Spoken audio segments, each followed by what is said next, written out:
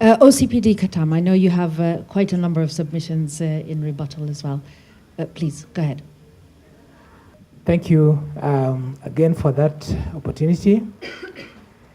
I want us to appreciate the fact that the people today who are victims of either killings of any manner, either through shootings or through killings by robbers, these people were once very good angels.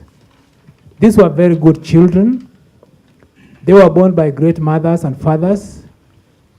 They were cuddled. They were loved when they were young. They were cared for. That mother would wake up 4 times a night just to look at how that baby is sleeping, whether well taken care of. And as that child grows up, some level of neglect starts cropping in.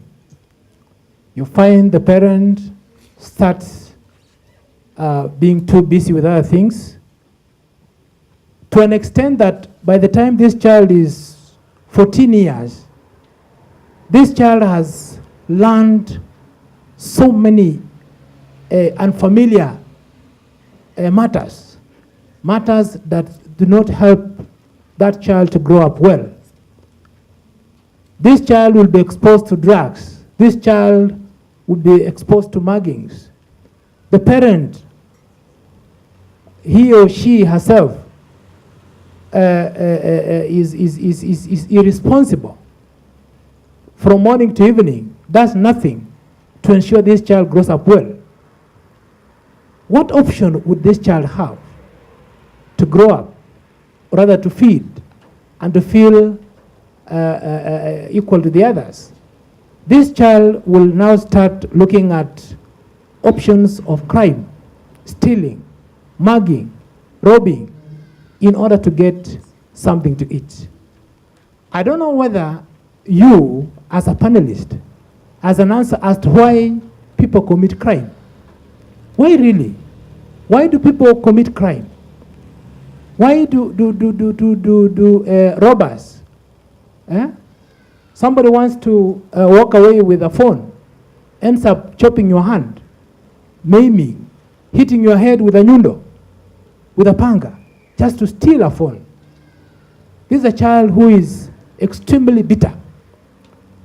And I think to some extent, all of us have to appreciate the fact that we're very far away from expressing love to the neglected people. Yesterday, when you were in town, did you come across a street child? Did you come across a street mother? And do you know that this street child, this small boy today, 10 years, because of constant scolding, constant abuse, yes, excessive use of gum, this child will grow up very bitter. You're well dressed, you're driving a nice car, you have a nice phone, this child will snatch. And in the process, he graduates now into a serious criminal. So we have neglected people. Parents have failed. They are no longer role models. When parents fight in their houses, when husbands batter their wives, what message are they sending to their sons and daughters? That to batter is okay. It is quite in order for you to beat your wife every evening before you sleep or before you have dinner. We are passing wrong messages to the people who are supposed to learn something good from us. That is how somebody ends up being a criminal, a violator of human rights, and at some stage, he or she becomes a victim. Either he will be killed by police because he's armed, or the hungry members of public will subject him to mob injustice. They will kill him and burn him because they want him to go out of the face of the earth.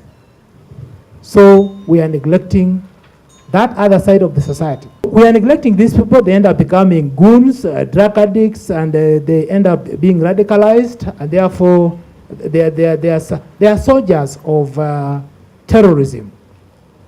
On the other hand, you as a citizen, how many times have you bothered to know a potential criminal in your neighborhood? Do you know your neighbor, for instance? Do you know what he or she does? Could be the person who lives next to you is planning to violate your rights by making sure as you drive home in the evening, he has organized robbers to rob you at the entrance. And of course, in the process of robbery, anything else can happen. You can be killed, you can be raped.